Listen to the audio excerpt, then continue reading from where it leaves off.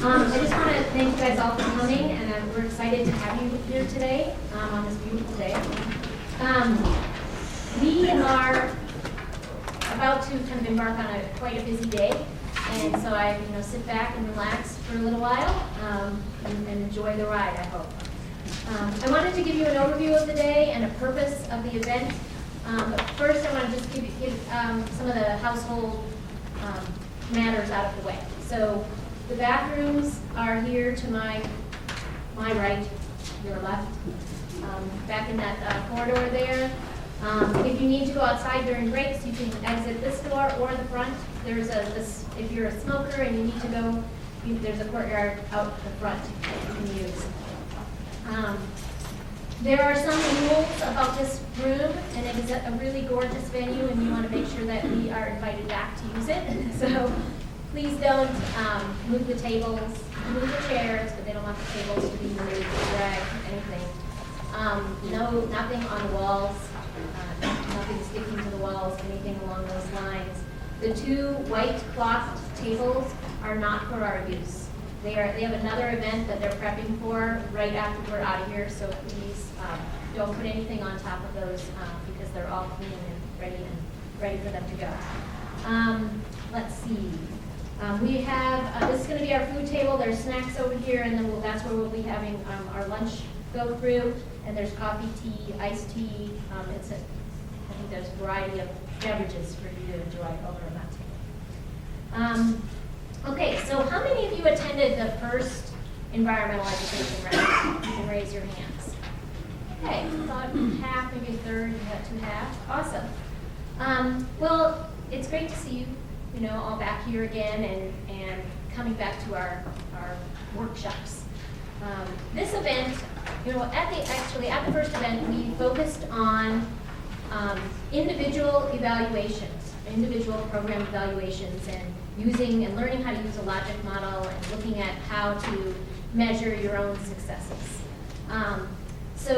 And we hope that you kind of utilize that information that we provided previously.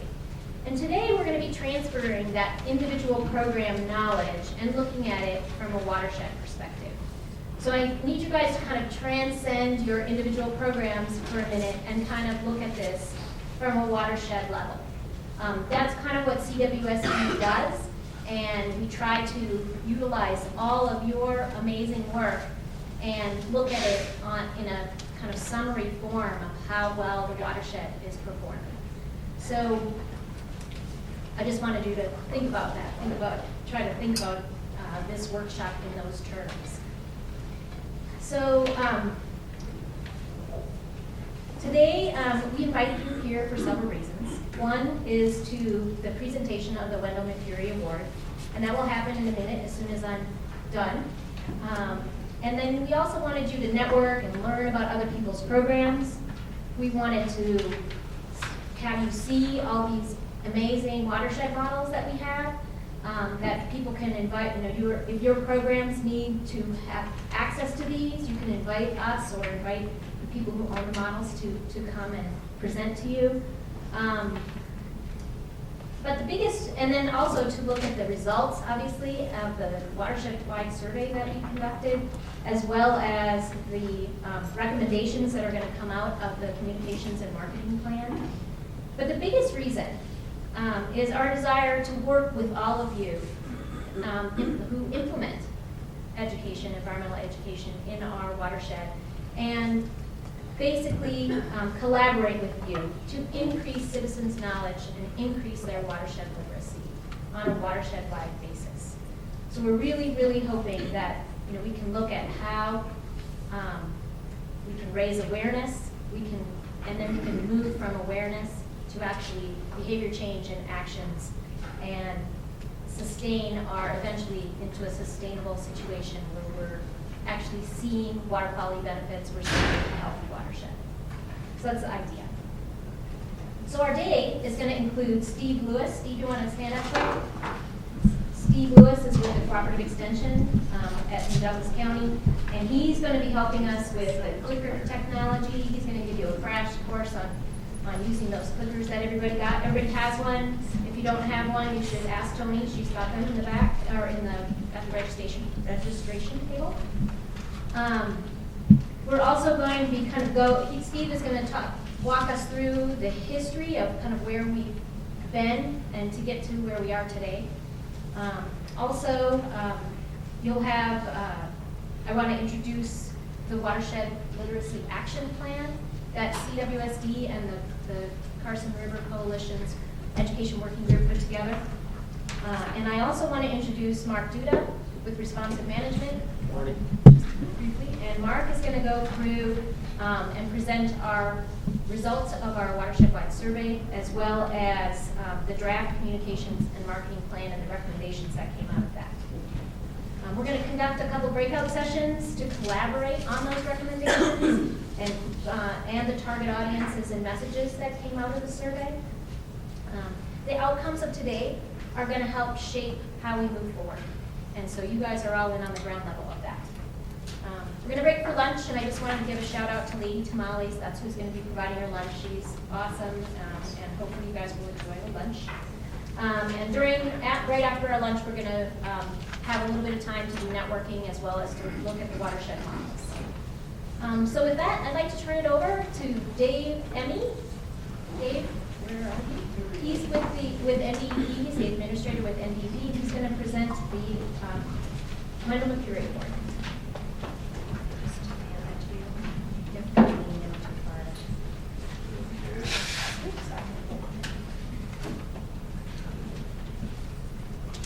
Okay, Dave Emmy with NDED, the administrator.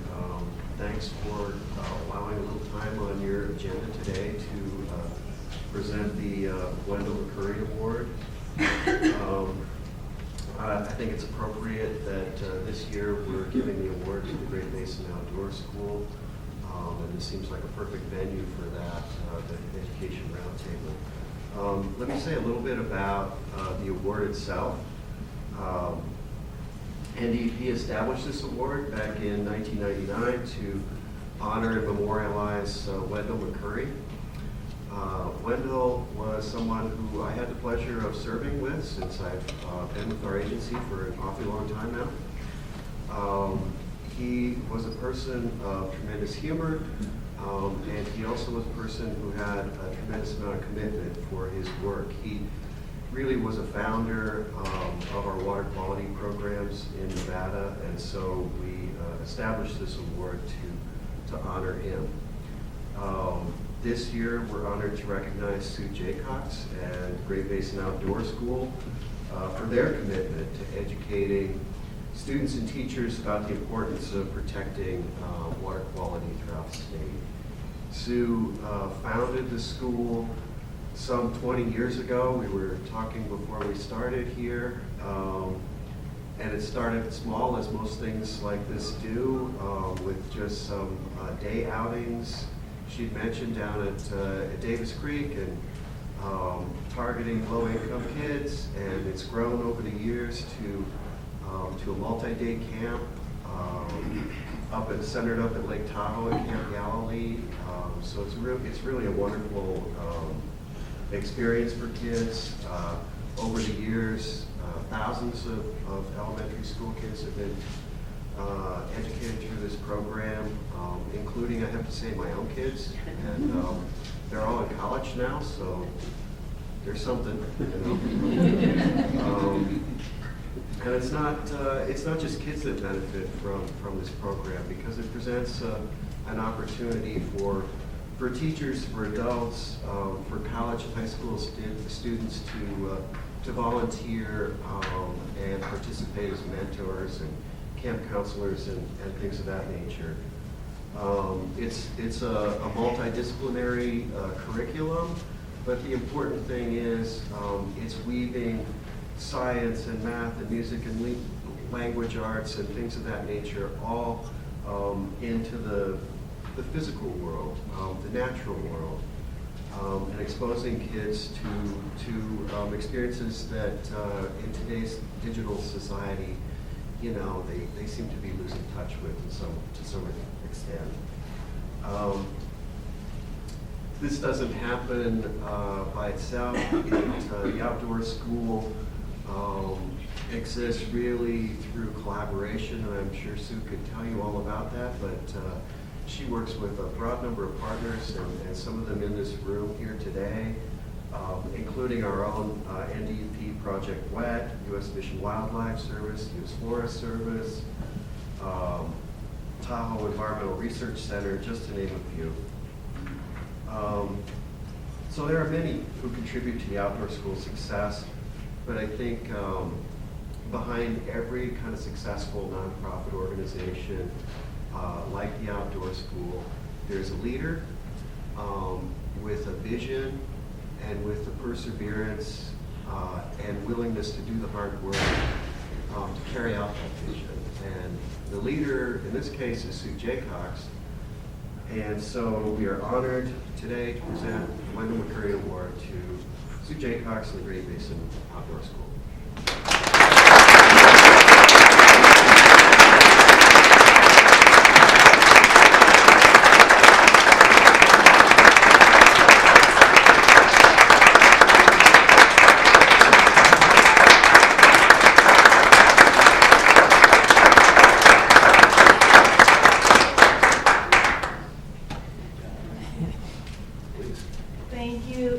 Thank you so much. It has been just the most fun ride and trip for me to be involved with it. You guys are the best people because you care about the environment and kids and how we're all connected, and we're connected by our watershed. And I am so lucky to be working with the kids. And right now we have new naturalist staff being trained up at Lake Tahoe.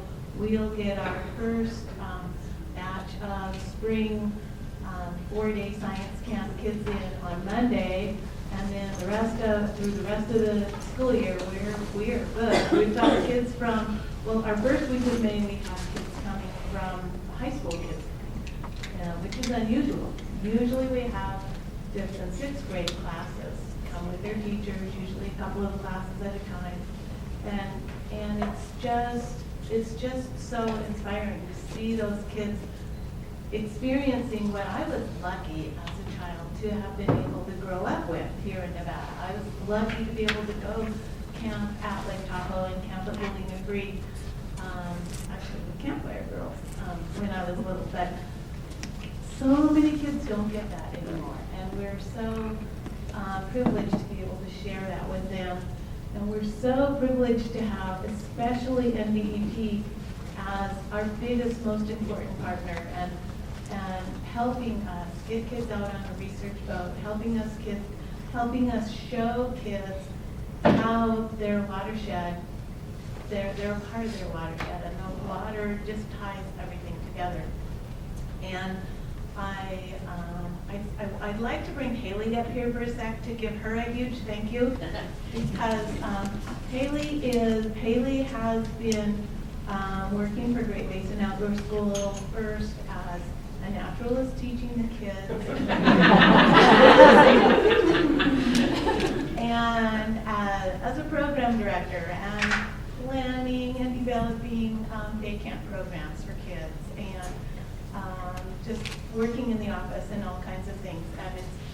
And working with people like Haley, and especially Haley, is what makes it fun and makes it possible for bringing it to the kids. And I just thank all of you, Haley and our staff and NDP and all our partners like Tricia and everybody thank you who helps bring it to the kids.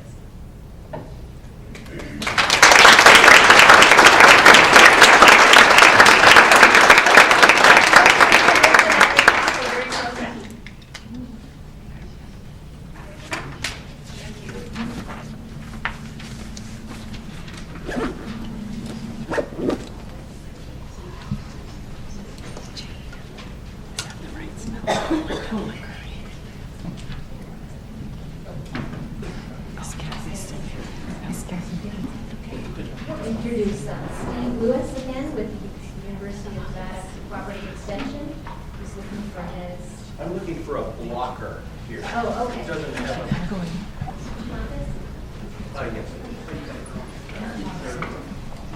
Well, welcome again to the Roundtable. I'm Steve Lewis, University of Nevada Cooperative Extension in Douglas County. We're going to start off with doing some introductions quickly, if we could. Got to know who's in the room. And so if you would, when it comes to you, just stand, give your name, agency, or organization. And what is the Carson River Watershed's most outstanding feature in your mind? So mine is the upper watershed. I use it a lot for winter and summer, recreating up there, having a gorgeous time, just really enjoy it. Let's start with this table, and let's start with Lindsay, and let's go around this way. She's putting me on the spot since we're colleagues. Lindsay Chichester, Cooperative Extension here in Carson City. And right now, recently relocated back to the area. My favorite part about the watershed is the dedicated group of people in the room and others who couldn't be here today that are working to make it a great place to live. My name is Kim Zook. I work for Nevada State Parks. I'm a park interpreter at Watershed Lake. And we also do manage Dayton State Park. And my favorite part about the watershed is the variety of habitats that the Carson River runs through. From mountains, valleys, desert.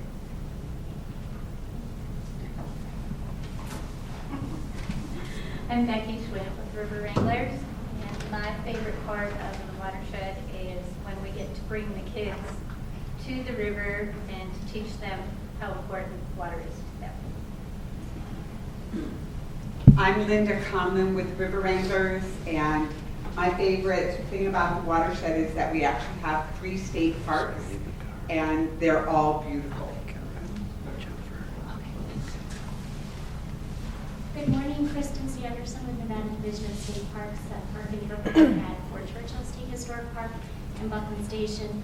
And selfishly, I'm, I guess, most interested in the portion of the Carson River that runs through our backyard there at Fort Churchill State Historic Park and the variety of wildlife that it supports. I'm Kristen Roldson. I'm an environmental engineer over at Resource Concepts here in Carson. And I think the most outstanding feature, I have to agree with Steve, the upper watershed. I've spent a lot of time up there since before I was born. I got engaged in Hope Valley. I've spent a lot of time, every weekend almost up there, so definitely upper watershed. Good morning, my name is Lynn Zong. I'm with Resource Concepts. I'm a fluvial geomorphologist, and my absolute favorite part of the Carson River is it is our drinking water source for a lot of people. Drink to that. You're going to hear a lot from me, and can you hear that? Yeah. In about an hour or so. So I'm going to say that I'm sort of the outsider in the room, being from Virginia. But my favorite part of the river is going to be the part that we visit tonight after this, because I get a tour from some folks here. So I'm excited about that.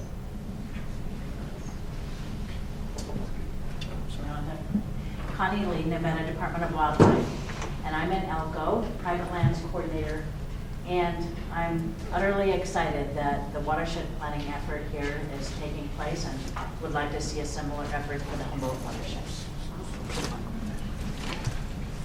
Hi, good morning. I'm Birgit Henson with the Nevada Division of Environmental Protection, the 319 program.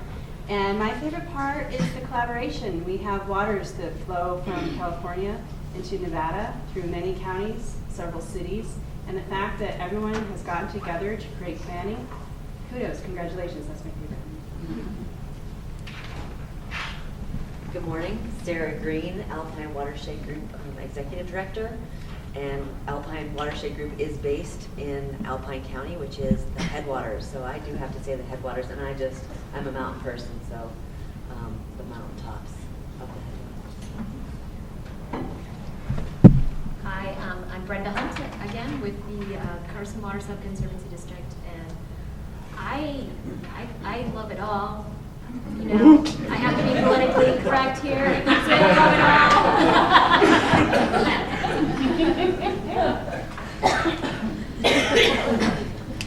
all. Morning, Rob Ludberg, Lyon County. Guess my favorite part is the fact that we as a group in the Sub-Conservancy District are trying to maintain the river and make it a living river rather than just urbanizing it. So that's actually my favorite part. Rob Heisel with Lyon County Planning Department, and my most outstanding feature that I love the best is the fact that there's actually water in it this year. Hi, Joanne Kittrell with the Nevada Department of Conservation and Natural Resources. I probably know less about the watershed than anybody else in this room, but I am learning, and I think because I got on the bus last year, it was how big it is, and throughout all the counties and through different areas. I thought that was pretty amazing. Hi, I'm Jean Stone. I'm with NDEP, and I think our most outstanding feature is the floodplains that are still left along the river, and I bet you're not surprised that I said something to that effect. It's very important for maintaining a living river and for water quality. Hi, I'm Patty Nolan. I'm the recycling coordinator for the state, and I'm probably behind Joanne in my knowledge. Gavin Tiger, Alpine Watershed Group, Watershed Coordinator, and I think my favorite part is probably just how dynamic it is, from the headwaters to the sink, and then also through the seasons. It really changes every time you visit. Ed James with the Carson Water Sub-Conservancy District, and I would say the recreational opportunities. It's amazing what you can do in this watershed. From floating the river, skiing on the snow, everything is there. It's a great place to enjoy and relax.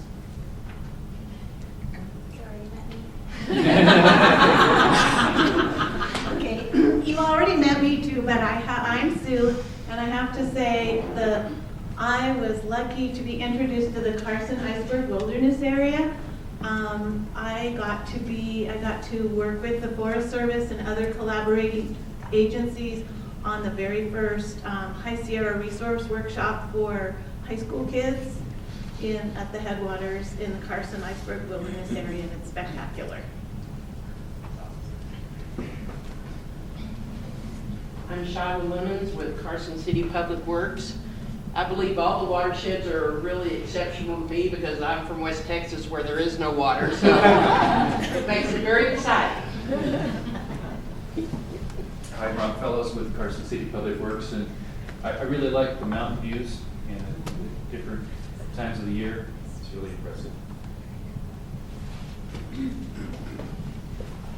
Hi, I'm John Coburn, University of Nevada Cooperative Extension, and I think my favorite part is the floodplain, and particularly the parts of the floodplain which are protected from development. Steve Lewis and I did a study which was published last year, and about 30% of our river's floodplain, in the Rivery floodplain, are now protected, and we're hoping to keep that figure going up. Yay! Hi, I'm Stephanie Adams with the Army Corps of Engineers. Say my favorite part of the watershed is interacting with the people who live in it, hearing their stories about it, documenting those stories. I'm Rachel Oriana, and I'm also with the U.S. Army Corps of Engineers, Sacramento District. So we came a little bit late because we drove all the way here from Sacramento today. And we're really excited to be here to meet all of you. And my thought, when Lindsay, I think was it Lindsay that started, and she said that all the people that were working together to make this happen, I was like, oh my gosh, is everybody going to say that? And then it's going to come to me and I'm just going to repeat what everybody says. words out of my mouth. And then I heard, is it beer gut? Say it again. And so I was like, oh my gosh, this is so cool. So I am really, really excited to work with all of you. I'm the Flood Risk Program Manager for the U.S. Army Corps of Engineers, and I'm over the Silver Jackets program. I'm the Silver Jackets coordinator for Nevada, the federal part. So I'm the federal empowerment behind our Nevada Silver Jackets coordinator, David Willard, who I haven't actually met yet, but I'm really excited to meet him. And then I'm also over some other programs that can be used to support different activities, like the one that Stephanie is study manager on. So she's actually study manager of a project of Nevada flood awareness.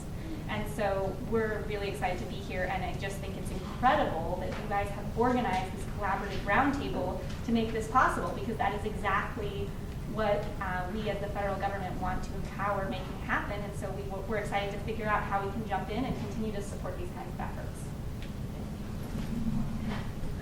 I'm Christy Cox. I'm also from the Army Corps of Engineers, and everything about the watershed. I love all the recreational opportunities that you have from it. Hi, I'm Debbie Nedenrent, and yes, I work at Carson Water Sub-Conservancy District, and I'm not being politically correct when I say I love all parts of the watershed. I was born in Carson City, but I lived in Fernley until I was 10, and so some of my earliest memories with my uncle had a nice early 70s acid band that would play at Lahontan. When I was 3, my grandparents who lived in Carson in the Stewart area would take me down to the river. When I was 10, we didn't know there was mercury in it. We would float on rafts at the Carson River Bridge, and spending time at Stillwater, up in the upper watershed. I just love that you can go outside any day of the year somewhere on the watershed, and it's just beautiful. Hi, I'm Tony Leffler. I work for Carson Water Sub-Conservancy. Ran out of breath. It's a long name. Carson Water Sub-Conservancy. That's why when I answer the phone, it's just Carson Water. I think the best part of the watershed to me is I've had the privilege working with Ed and the rest of the folks at Carson Water, seeing so much cooperation and so little bickering and such willingness to share information and find solutions to problems. And I just think, like I've heard a lot of other people say, that's sort of a unique thing, and the fact that we can cross state borders and county lines, and the watershed doesn't care what politics are, you know, that we're so successful with what we do. That's an awesome thing. I'm Caleb Condor with the Fallon Paiute Shoshone Tribe. I run their Clean Water Act 106 program. And I actually grew up here in Carson City, and I have to say, you know, watershed's pretty amazing, but I had no idea about the end of the watershed, and I have to say that's probably the closest to my heart at this point. It's pretty amazing. Hi, I'm Susan Sawyer with the U.S. Fish and Wildlife Service at Stillwater National Wildlife Refuge Complex. And we're the end of the line out there. The Carson sink is literally what it does. But it's amazing because to think of all it's gone through, all the stories and travels, and we get them all out there where I am. So it's kind of a neat place, like Heidi Kimmett said. It's unique, and it's got to start somewhere, it's got to end somewhere. Unfortunately, it's a neat ending, a way to put it back and talk about that into the line and recycling and where it goes from there. Good morning, I'm Tim Ruvo with the Nevada Conservation District program, and I think my favorite part of the watershed is the very wide diversity of wildlife that it supports, everything from fishery to waterfowl, upland game, mammals and birds. I like getting out there and enjoying that. I'm Courtney Walker, formerly of the Carson Watershed. I'm now the stormwater program manager for Douglas County, and one of my favorite things about the watershed is the fact that our water comes from snowpack, and luckily we had some snow this year. And my other favorite thing is just being able to show up today and not have to help organize the entire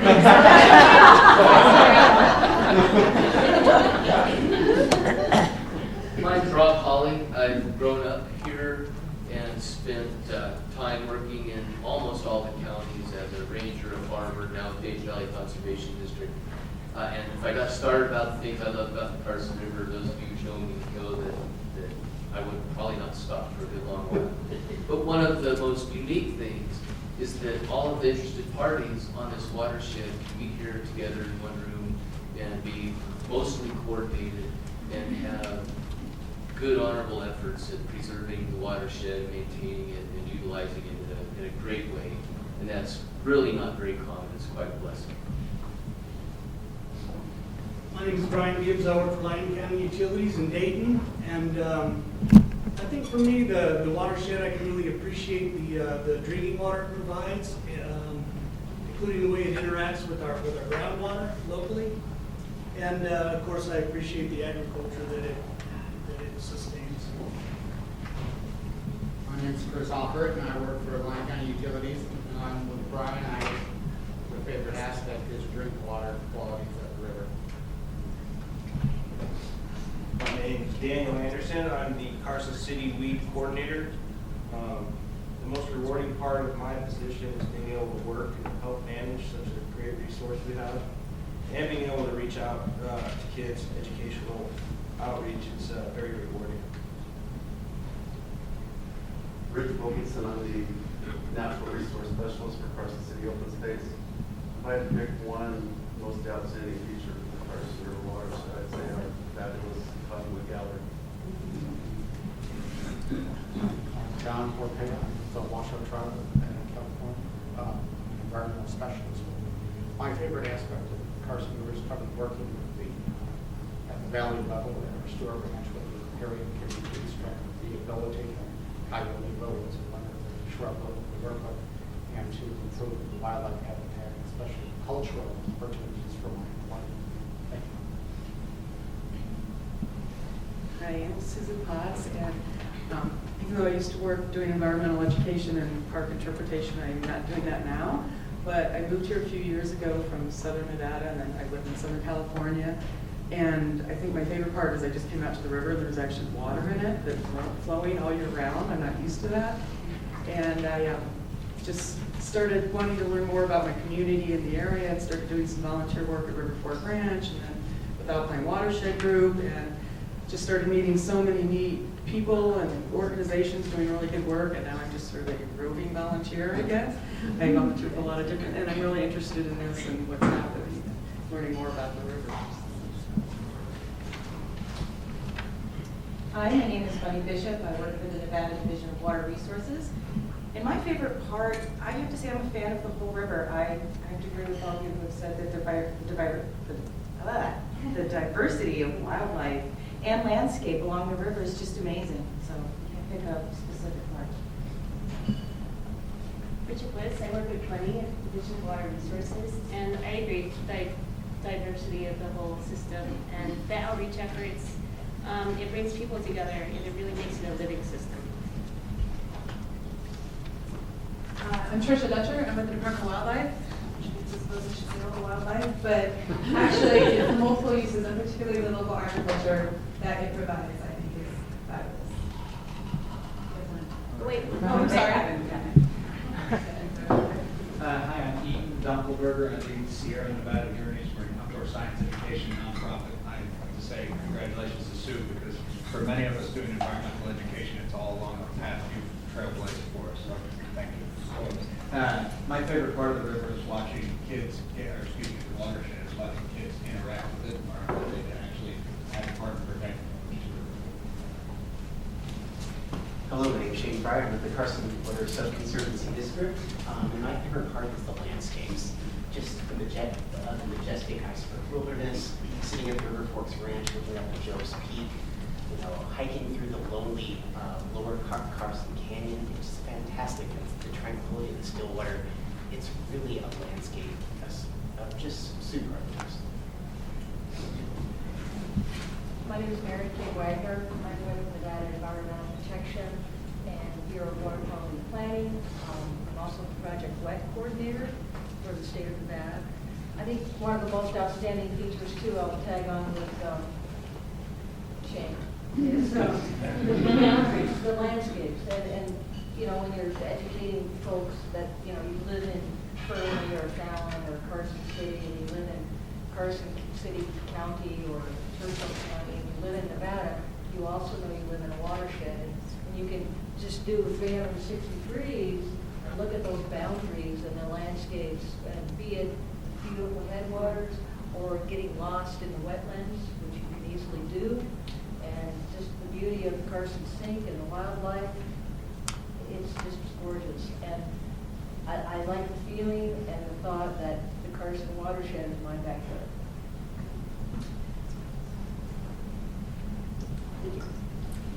Hi, I'm Mackenzie Peterson. I work at the Desert Research Institute's Green Power Program.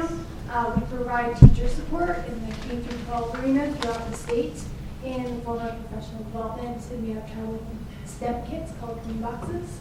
My favorite part is actually really specific. So I had the pleasure of attending the Carson River Watershed bus tour last year, about a month after I moved to the Reno area. And if you haven't gone, I totally recommend it. And my favorite part was the natural art installation. I believe it's on the River Fork Ranch. I thought that was really awesome. Hi, my name is Leah Madison. I work at the same place she works at. My favorite part of the watershed is the flora and fauna that thrive off of the water and the haunted, and the fact that we made it more beautiful by adding art to it, bring it to Good morning, I'm Kim Smith, Nevada Department of Transportation Stormwater Division. I'm new to Northern Nevada, so I look forward to exploring where my favorite spot will be. I imagine, like you guys, it'll be all of it. And we're just developing our outreach program, so I'm excited to be here and hear all of your ideas. I'm Hannah Drummond. I'm with the Alpine Watershed Group. I'm the AmeriCorps member there. I can't believe I'm the last one to introduce myself.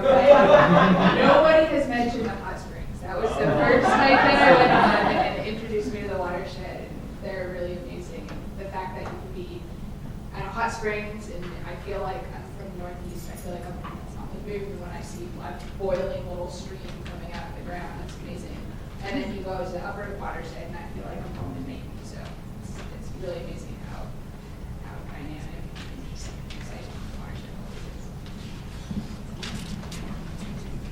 Well, thank you all. That was terrific.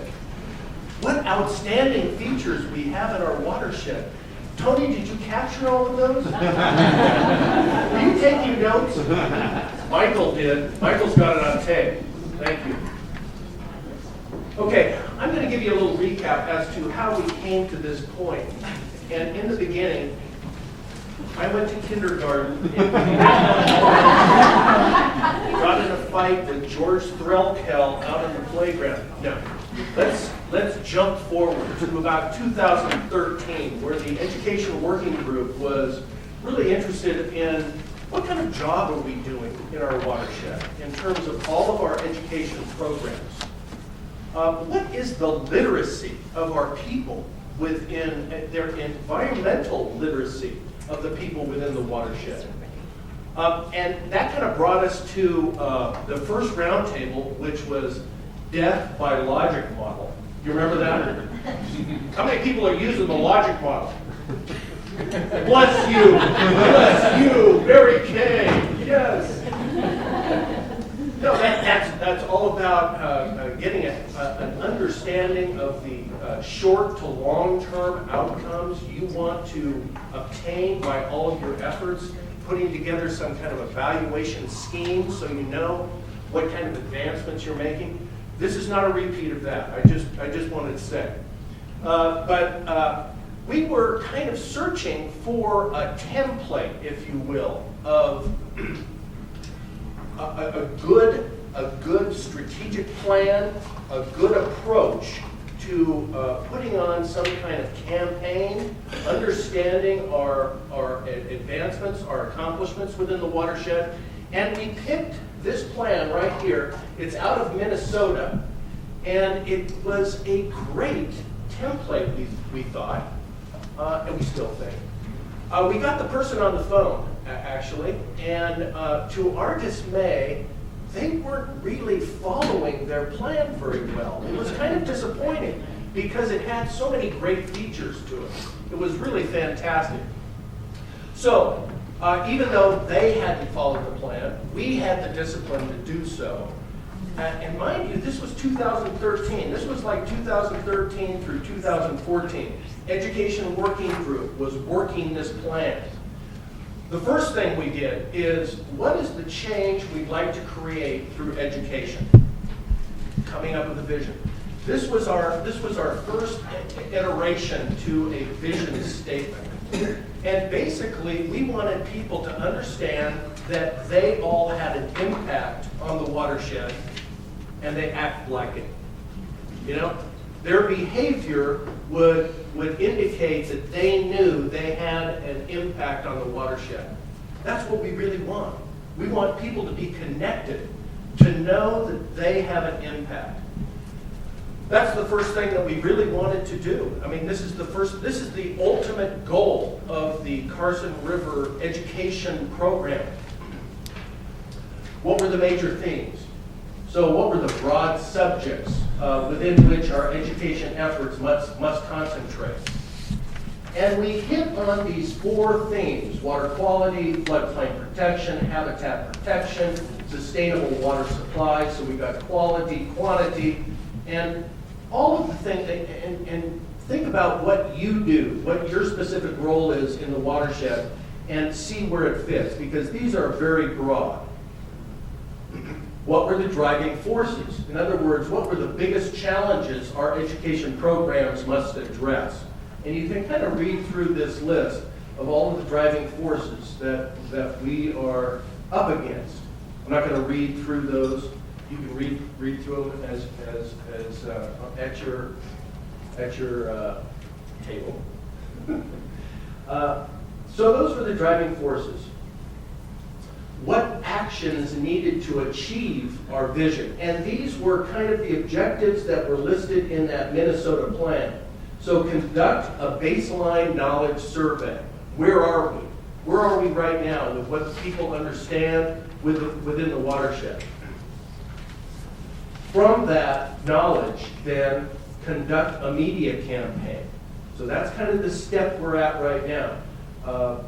Mark Duda is going to go over the information that was collected in this very ambitious survey. And then we're going to kind of piece together this media campaign. This was really ambitious right here. Do follow-up annual surveys.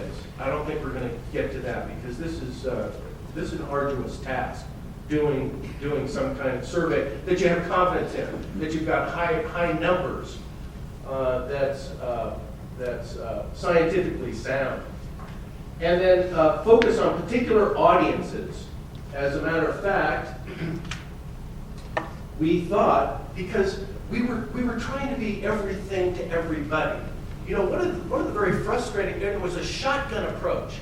We were just doing everything, and so. The question was, in a nutshell, what do our main audience groups need to know and what do they need to do? Well, first of all, who are our main audience groups?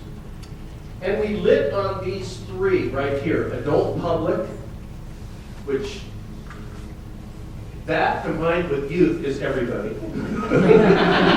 You know, we can't get away from everybody. And then, of course, the adult public that are responsible for policies and regulation decision making. But in our survey, we really did identify some particular audience groups that need particular attention. And then what behaviors should our audience exhibit? Okay, so we know the audience. What do we want them to do? And we want them to all, getting back to that vision statement again, understanding that they have an impact in the watershed and they act like it, and they're performing like they know that they have an impact. Being connected to the river, having fun, act like you know you live in a desert if you do, upper watershed excluded there. Protect the natural system storage and practice smart development. Getting back to that concept of connectivity, we want people to feel connected in many different ways. We want people to understand that the upper is connected to the lower sections of the watershed, that the river is connected with their floodplains. That's kind of a difficult concept. As a matter of fact, when the river breaches the bank, oh my goodness, that's a terrible thing. No, that's what should happen. That's what should happen. Connecting people with fun and recreation, connecting habitat with water quality, so on. Kids with fun, passion with preservation, recreation with river, tributaries with river, alpine with desert, California with Nevada. And I'd like to add one more. As a matter of fact, you can think of a number of connections that we're trying to make within this Healthy Watershed campaign and with the Carson Water Sub-Conservancy District and the CRC. And that is you as education, environmental education programmers connected to the Healthy Watershed campaign. There's a connectivity. As Brenda was saying, that's what we want to do, is we want to connect all the pieces and understand we all have a part to play in creating a healthy watershed. So that's where we left it. That's where, and Brenda's going to take it from there. But first of all, we want to do a little clicker exercise. Because clickers are fun. Clickers are fun. Aren't they? Yeah. Does anyone not have a clicker? Oh, good. Oh, good. Now, if you look at your clicker, you'll see that there's actually 10 choices. There's A through J. Don't pay any attention to the CH and the question mark, okay? This is fail-safe. Let's see. So, what I want you to do is I want you to answer this question by, have you ever used clicker technology? Now, you notice that the A through J also has numbers associated with it. So, you're going to push 1, 2, or 3 to respond to this question. Go ahead and push those that one number. If you make a mistake, don't worry about it, because if you were to press 8, it's not going to register. Isn't that smart? That is so smart. And it looks to me like we've got 45 responses up there. You can see that we've got a response. 47 now.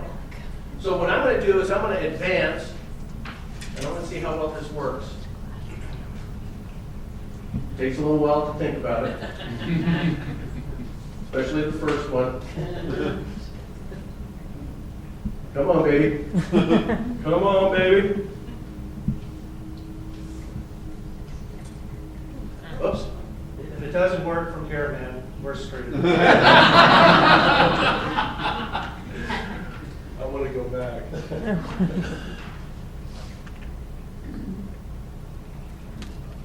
Come on, show me. Now, I only practiced this 100 times.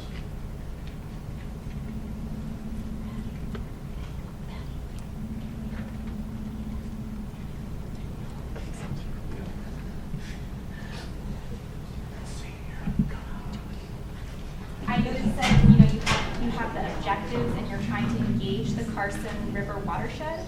And so, Yes. and we mentioned this at the Silver Jackets meeting in Nevada, so I know I already shared it with you, but I just wanted to make sure the whole room knew that specifically to support the Carson River, we're going to be doing a non-structural workshop.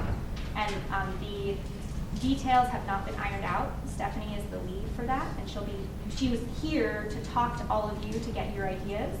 And so we have a expert from the Corps in alluvial fan flooding who's going to be coming to make himself available for a day for you to talk about the Carson River watershed, and specifically because he's on the non-structural floodproofing committee, so he's got a lot of information about non-structural techniques, and he's got box presentations that he could give, but we also want to make it really customized for what you're interested in, and so Stephanie's here to sort of study where you're at and how we can create this workshop to build off of what you've already got going here, and it's going to be in early June. We're working to iron out the date, but you will all get an invitation, and if you have ideas, you can talk to Stephanie, so we can make sure to get those ideas incorporated. Thank you for filling in that gap. Yeah, no I problem. appreciate it. Yeah. Look at this, we do have results. The majority of you have used clicker technology. There was none of you that says, I don't know. I don't know if I've used clicker technology. We would have to ask you about that. So fortunately, nobody selected that one. So 55% have used it and 45% have not. So next question. Go ahead and answer this question. Do you have access to clickers? 1, 2, or 3? Right now or when? Yeah. You mean right now? Yes, right now. Go ahead and enter your response. Wait a minute. What's the question again? What's that? Trick question. Yeah. Are you talking about access? Do you have clickers? In other words, can you get these? Do you know anybody? Does your agency have these? Can you borrow them from somebody? Can we take it back?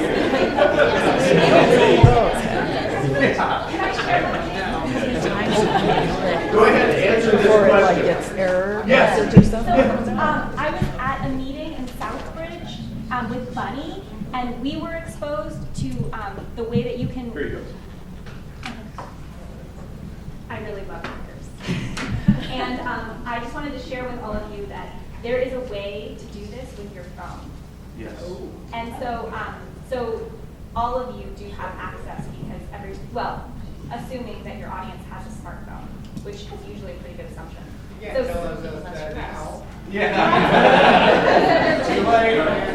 No, it doesn't. Actually, I've got to go back and reset it. Okay.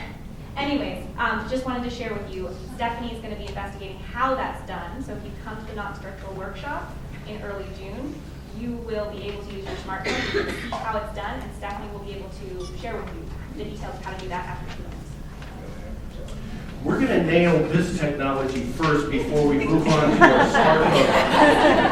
Let's see if we can do that. Go ahead and answer this question. 1, 2, or 3. So what if you answered it 3 times? How's that work? Connie? So we got 45 responses. Let's see if this works now.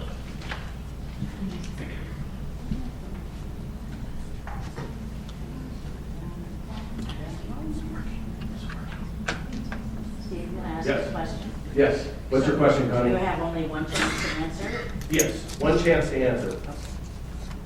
So you can't change your mind? No, you can't change your mind. Okay, look at that. There's a little time delay there, and I get very impatient with technology. I break mice. Okay, so, 40% of you have access to clickers. And it's not just the clicker or your phone. You've got to have the software plug into your computer as well. 40% no, and 20% I don't know, or I've never asked. Okay, so there we go. Next question. Do you have, or are you using, now this is a little tougher question, key messages consistently in your environmental education program? 1 is yes, 2 is no, 3 somewhat, maybe used occasionally. Key messages consistently in your environmental education program.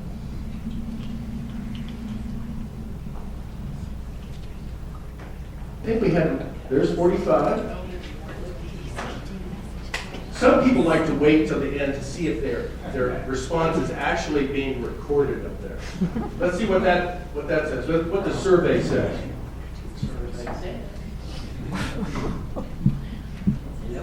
Yeah. See? It's working, it's thinking hard. Some jokes, Steve. I should have. China, you're the jokester. You come on up here. Come on up here. Okay, this is interesting. 56% are using some type of key messaging right now. 11% no, and 33% somewhat. So only 11% are really not using any kind of key messages. That's really good. It's really good. Final clicker question. To optimize impact on watershed health, is it important for all environmental education programs to use the same key messages? Within the Carson River or what? We've got 2 yeses. Yes, but I hate to admit it. And 3 is no. The present and the future walked into a bar. It was tense.